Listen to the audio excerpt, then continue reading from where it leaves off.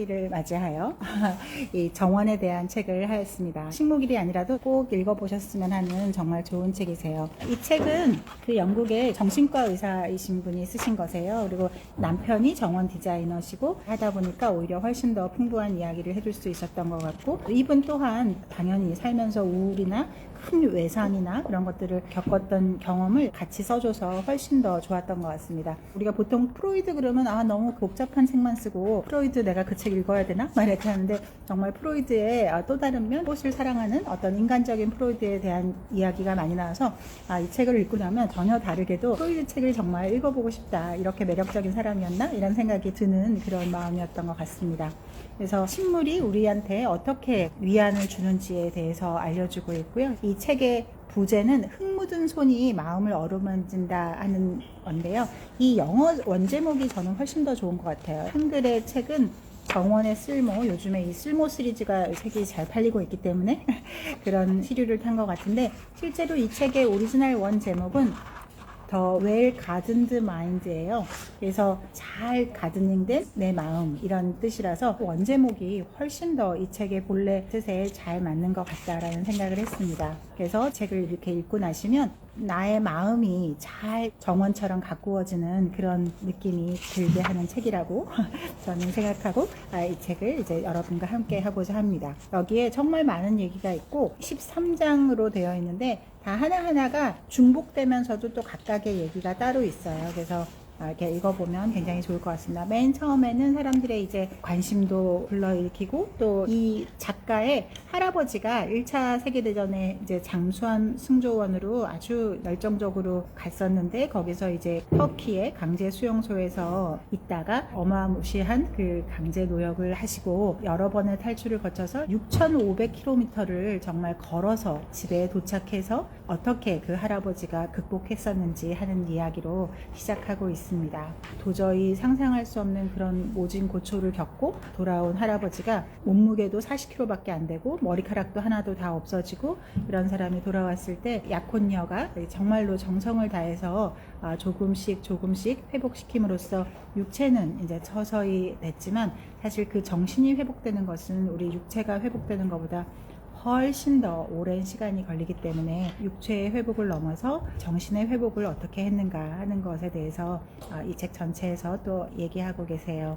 그래서 맨 처음 시작은 여러 가지가 있지만 이 사람이 어떻게 이제 정신과를 하게 됐나라고 하는 거에 대한 것이 있고, 이분도 맨 처음에는 정원은 그냥 허드렛 일이라고 생각돼서 일도 많은데 무슨 그 허드렛 일까지 해야 되나 하고 싫어했었지만, 이제 여러 가지 그 할아버지가 정원 원예를 통해서 회복되는 과정, 그리고 배우자가 정원을 가꾸는 사람이기 때문에 덕분에 정원과 만날 수 있었다라고 합니다.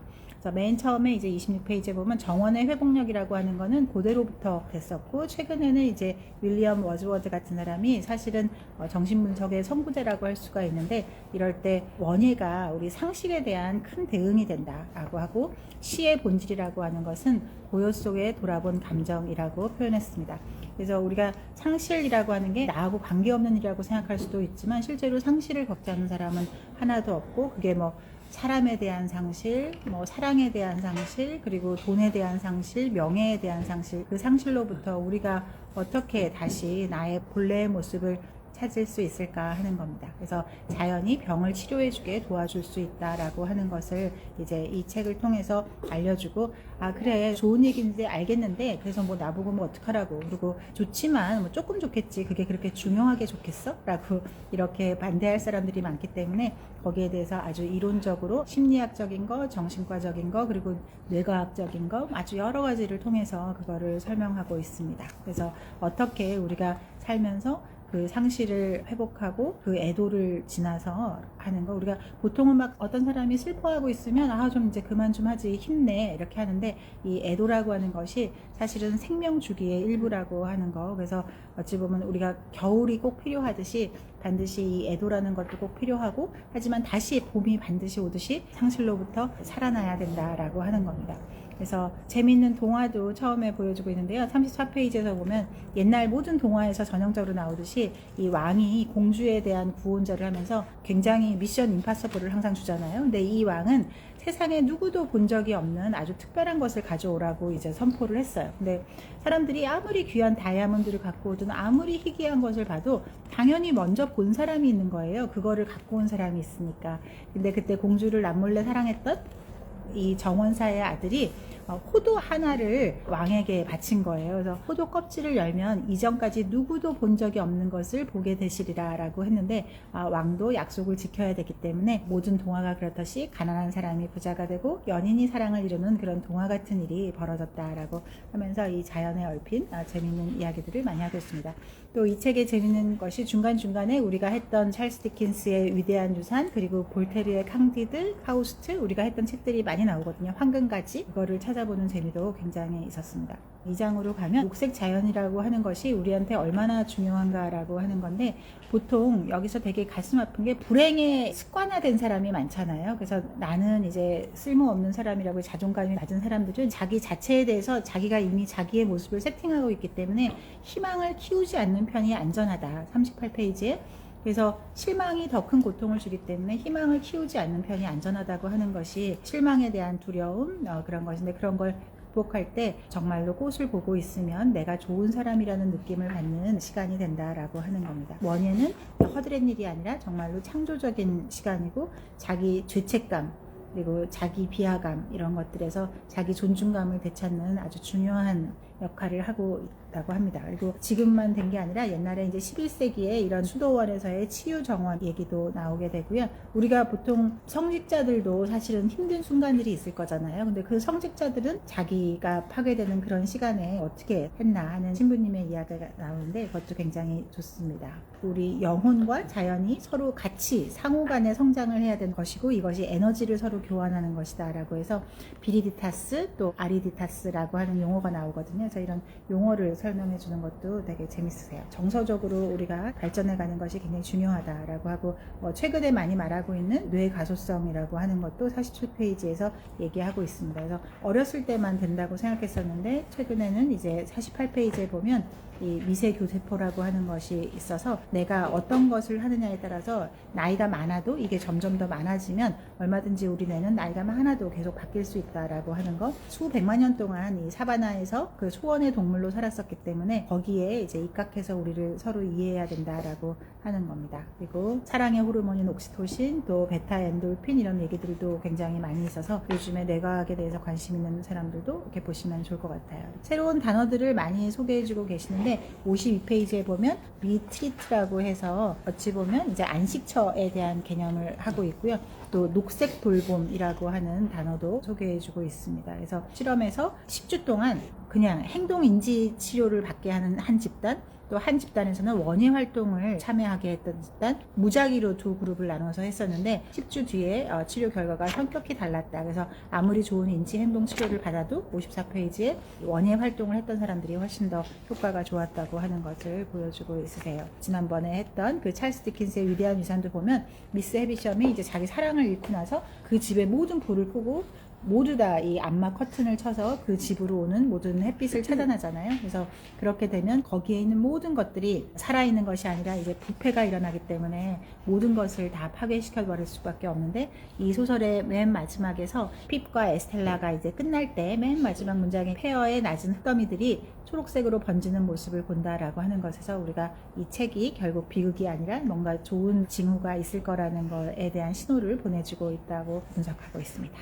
그리고 또 교도소에서 이것이 얼마나 효과가 있는 거에 대한 것도 60페이지에 있는데, 교도소에서도 보면 이제 다시 재범률이 워낙 높기 때문에 이게 뭐 약물로도 해보고 어떻게 해도 잘 되지 않았었는데 원예를 해서 하니까 훨씬 더 좋았더라. 교도소 치료에 대해서 있고, 또 66페이지에는 할로윈 프로젝트라고 해서 이제 학습장애가 너무 높은 애들, 그런 계속 뭐 보강 수업 이런 것들을 하는 게 아니라 이 아이들이 워낙 다들 이제 녹지가 없는 고층 건물에서만 살기 때문에 이 학교의 한켠에서 할로윈 호박을 키우라고 한 거예요. 그랬을 때 그 아이들이 자존감이 훨씬 더 높아지고 주체성과 흥미가 좋아졌다라고 하는 것을 보이고 있습니다. 75페이지쯤에 오시면 우리가 이제 어린 시절에 제대로 돌봄을 받지 못하면 실제로 이후에 인생의 돌봄을 배우기가 굉장히 어렵다. 그래서 이 학대가 대물림되는 경우가 그렇게 많은 이유가 바로 그것 때문이다 라고 하는 것이고, 그랬을 때 이걸 어떻게 나에게서 뿌리 뽑냐라고 하는 건데, 정말 가슴 아픈 말은 부정적 자기 확신은 종신형이나 마찬가지다. 눈을 멈추게 하는 말이었었어요. 충분히 예쁘고 충분히 똑똑하고 충분히 훌륭한데 정말 자기 스스로에 대한 자존감이 매우 매우 낮은 사람들을 우리 주변에 정말 오히려 성적이 좋은 아주 우등생, 아주 좋은 직업을 가진 사람들에서 훨씬 더 많이 볼 수 있거든요. 그래서 결코 낮은 자존감이라고 하는 게 이렇게 뭐 로우 클래스에서 일어나는 게 아니라 훨씬 더 이 하이 클래스에서도 자주 보는 거기 때문에 정말로 외적인 요인과 관계없이 부정적 자기 확신은 종신형이다 라고 하는 그런 말을, 그래서 어떻게 이 종신형에서 나가게 할 수 있을까라고 하는 거를 같이 해보면 좋을 것 같아요. 그리고 청소년들에게 특히나 이제 자아 존중감이 없으니까 이럴 때 재밌는 말이 77페이지에서 보면 요즘의 아이들은 자연과 단절돼서 자라는데 실제로 최근에 아이들이 실내에서 보내는 시간이 감옥의 수감자들보다도 적다. 왜냐하면 감옥 수감자는 몇 시간 이상 햇빛을 쬐야 된다는 그 프로그램이 있잖아요. 그래서 이제 미국 같은 경우도 그 재소자에게 들어가는 각 주의 연간 예산이 나라로 쳤을 때 GDP에 어마어마한 거를 하게 되거든요. 실제로 우리가 아이들이 이렇게 안전하고 깨끗하고 좋은 환경에서 있는 거를 엄마 아빠들은 잘한다고 생각했었지만 이게 교도소 수감자보다도 우리가 신뢰에 있지 못하는구나 라고 하는 것이 놀라운 거였었어요.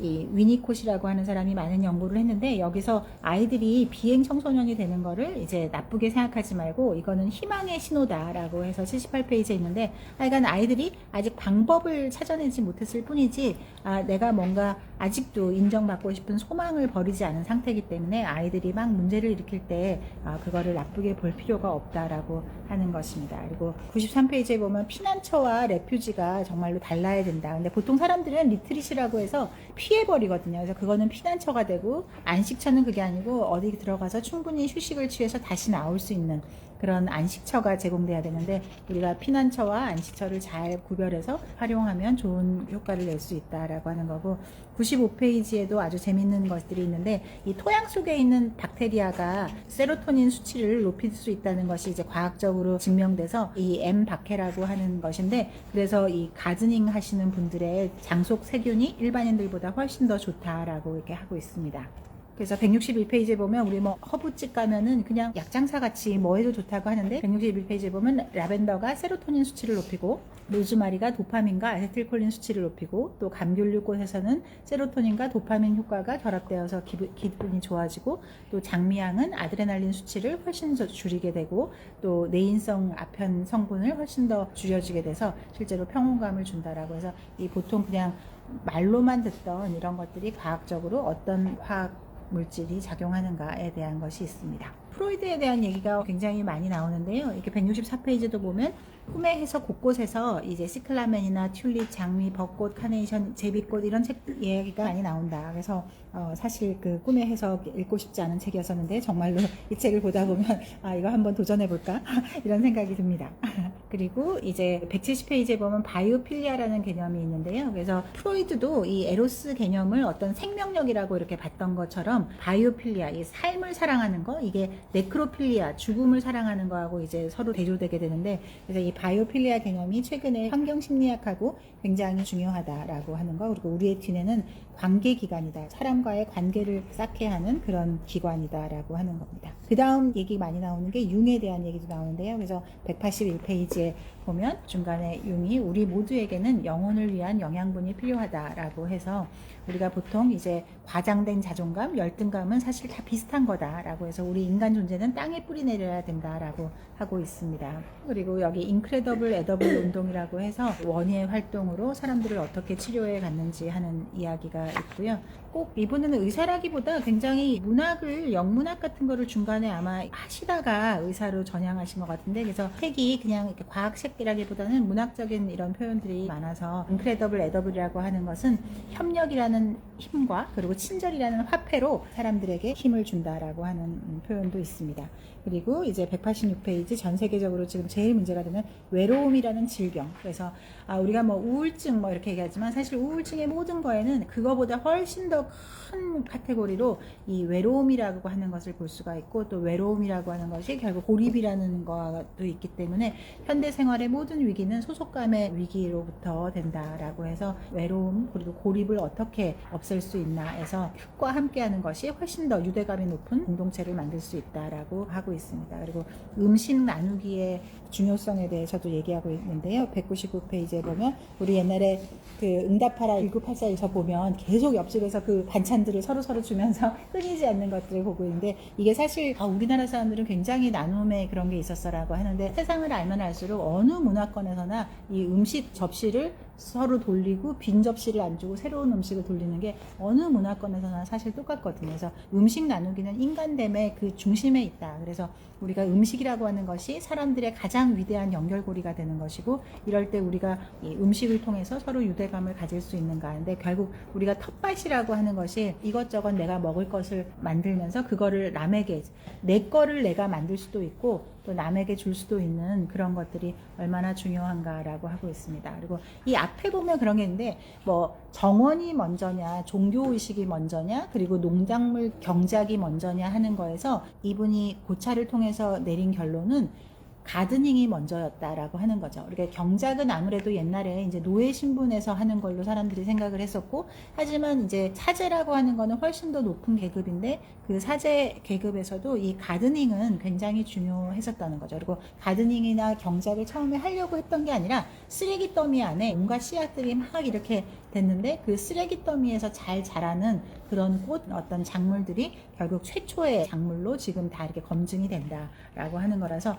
우리가 똑같이 별을 심거나 뭐 보리를 심거나 뭐 이렇게 꽃을 심거나 할 때도 그걸 보기 좋게 예쁘게 해서 그림이 되도록 한 것이 맨 처음에 가드닝의 시작이고, 그렇게 시작된 가드닝이 결국은 경작으로 이어졌을 것이다 라고 하는 거를 앞에서 문헌고찰로 얘기해주고 있으세요. 그리고 또 처칠에 대해서도 우리가 뭐 여러 가지 있는데, 206페이지에서 보면은 처칠은 정말 전쟁하고 원해에 모두 진심이었다. 잘못 보면은 처칠이 정말 전쟁관 같은데, 실제로는 우리 전쟁하고 원해가 굉장히 극단적인 다른 면에 있기도 하면서 밀접하게 우리 인류에게 아주 중요한 두 가지 기본 요소이기도 하다라고 하는 것을 보여주고 있습니다. 그리고 1차 대전, 2차 대전에서 그 많이 죽어갔던 사람들, 특히나 그 1차 대전에서 죽어가는 사람들을 쳐다본 사람들, 그리고 부상자가 돼서 돌아온 사람들이 어떻게 변해버린, 돌아온 고향도 내가 알던 그 고향이 아니고 이제 부상자가 된 나도 옛날의 내가 아니기 때문에 살아갈 힘이 막막한데, 이것에 대해서 어떻게 하는가도 바이오필리아라는 개념으로 이제 많이 얘기해주고 계세요. 그리고 오스만 트루프에서 이제 포로 수용소에서 있던 할아버지가 겪었던 거, 할아버지도 사실 사람들이 다 알고 보면 뭐 저 사람은 그냥 나보다 덜 힘든 일을 겪는 것 같아 라고 하는데, 우리가 오해하지 말 것은 사람이 정말 불행했던 경험은 입 밖에 내지 못하거든요. 거의 죽는 날까지, 거의 뭐 비밀로 하거나 수치스러워서가 아니라 너무 슬픈 거, 너무 고통스러웠던 거 자기 입 밖에 내지 못하거든요. 그래서 이 할아버지도 다른 얘기들은 다 했지만 사실 그 포로 수용소에서 어떤 생활을 했었는지는 죽는 날까지 아무한테도 얘기를 안 했는데, 저자가 이제 자기 할아버지의 치유에 대한 거를 연구해 보려고 이렇게 하면서 우연히 정치 문서들도 왜 몇십 년 지나면 이제 해제되고 하면서 그걸 보면서, 세상에 우리 할아버지가 이런 걸 겪으셨다고, 그런 걸 겪고 돌아와서 도대체 어떤 마음으로 평생을 사셨을까, 이런 것들을 하는 것도 있습니다. 그래서 전쟁이라는 게 또 얼마나 무지막지한 일인지 하는 거에 대한 것도 있는데, 여기서도 뭐 오원이라는 사람에 대한 거를 얘기하면서 시인이었었는데 상을 당해서 원예 치료로 많이 회복되었는데, 군대에서는 사실 회복되면 다시 이제 전선으로 복귀돼야 되기 때문에 좀 어느 정도까지는 좀 덜 회복되는 게 중요한데, 이 원예 치료로 굉장히 많이 회복이 돼서 전선으로 복귀되고, 복귀되자마자 전쟁 끝나기 일주일 전에 전사했다라고 해서 이 오원이라는 사람의 스토리도 굉장히 가슴에 맞는 걸 남겼던 것 같아요. 그래서 지금은 영국, 미국 이쪽을 굉장히 막 악마화하지만 사실은 알려진 게 좀 덜한 거예요.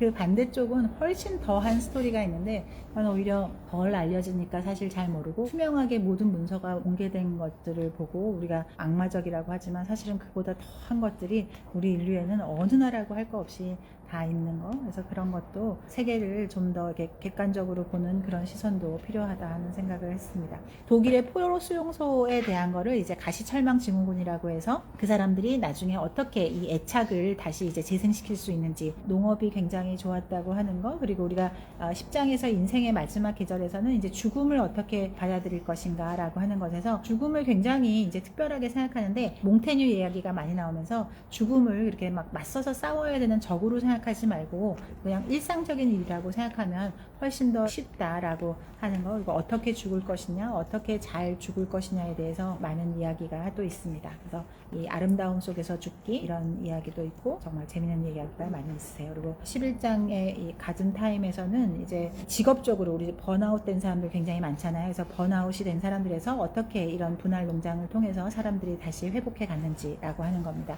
그리고 12장은 이제 자연의 처방전이라고 하는 거는, 옛날에 정신과 치료는 정말 무식했거든요. 무식하다 못해 정말 잔인 그 자체였죠. 막 전기 충격 가하고 뭐 묻고, 최근에는 또 인권이 좋아졌다고 하는 과정에서도 다 약물로 이렇게 하기 때문에 그게 어찌 보면 케미컬 포이즈닝이거든요. 그래서 옛날에는 이제 실질적으로 물리적으로 결박을 하고 뭐 전기 충격을 가하고 이렇게 했었지만, 지금은 사실 약물로 다 이제 세데이션을 하다 보면 실제로 이제 다 그냥 나가 떨어진 멍해진 사람들만 이렇게 되다 보면 그걸 이제 케미컬 포이즈닝이라는 표현을 쓰는데, 실제로는 똑같은 거거든요. 사람을 완전히 박탈하고 정신을 말살하는 거기 때문에 그렇게 하지 않고, 그런 정신과 치료도 원예 치료를 하는 것이 훨씬 더 효과가 좋았다라고 하는 것을 하고 있습니다. 그래서 허레이쇼 가든이라고 하는 그런 자선단체에 대한 이야기도 많이 있어요. 그래서 보건 정책으로 이제는 그런 정신과적인 치료뿐만 아니라 우리 몸에, 사실 모든 옛날에 한 80년대까지도 우리가 왜 꾀병이라는 말이 있잖아요. 근데 막 슬픈 일 있거나 뭐 아니면 스트레스 받거나 그러면 배가 아프고 머리가 아프고 뭐 소변이 안 나오고 생리가 불순되고 이러면 다 꾀병이라고 생각했었는데, 지금은 이제 그게 전부 다 꾀병이 아니고 우리 자율신경계 밸런스가 깨지면서 생기는 걸로 아주 매우 합리적으로 의료적으로 이제 검증이 됐기 때문에 우리 몸은 그런 스트레스에 의해서 다 반응한다. 그러면 그런 것들을 이제 일일이, 요즘은 내과 가서 치료하고 소화기내과 가서 치료하고 순환기내과, 그 한 사람이 여러 과를 돌면서 이렇게 치료하는데, 그게 아니라 가드닝을 통해서 그 모든 것들을 할 수 있다라고 하는 겁니다. 다시 정원으로 해서는 이제 우리 환경, 여기 마지막에 다시 한번 이 볼테르가 우리의 정원을 가꾸어야 한다라고 하는 캉디드의 결론을 가지고 와서 우리가 정말 이 정원을 가꾸는 것이 얼마나 중요한가. 그래서 그리스 신화에서도 보면 엄청난 거인인데 아무도 이 사람을 이길 수가 없는데, 이 사람 그 힘의 비밀이 두 발이 땅에 딛고 있어야 돼요. 그래서 헤라클레스가 그거를 알고 이 사람을 번쩍 들어서 두 발이 땅에서 떨어지는 순간 완전히 맥없이 딱 죽어버리는 그런 것도 있어서, 우리가 사실 살면서 땅과 관계를 끊지 않고 땅과 같이 관계하면 우리 안에 있는 거인을 다시 살려낼 수 있다라고 하는 것을 하고 있습니다. 한 챕터 한 챕터가 우리가 모르는 정보, 오 이런 게 있었어 하는 정보, 뭐 정말 배울 것도 많고 또 치유에 대한 이야기도 많고, 이 책을 보시면 정말 이 정원을 가꾸고 싶다는 생각이 너무너무 들거든요. 그래서 60이 넘어서 70이 넘어서 가드닝을 처음 시작한 사람들의 이야기도 있기 때문에, 나는 뭐 나이가 많은데 라고 한다든가, 아니면 우리 집에는 주변에 하나도 없는데 나는 뭐 10대인데 어디 가서 가드닝을 해? 그런 생각을 하지 말고 여기 보면 다 그 방법이 있는 것이 있거든요. 그래서 꼭 흙 묻은 손이 마음을 어루만진다라고 하는 이 책의 부제처럼 꼭 손에 흙을 묻히셔서 훨씬 더 행복하고 단단한 그런 여러분이 되시기를 함께 기원합니다.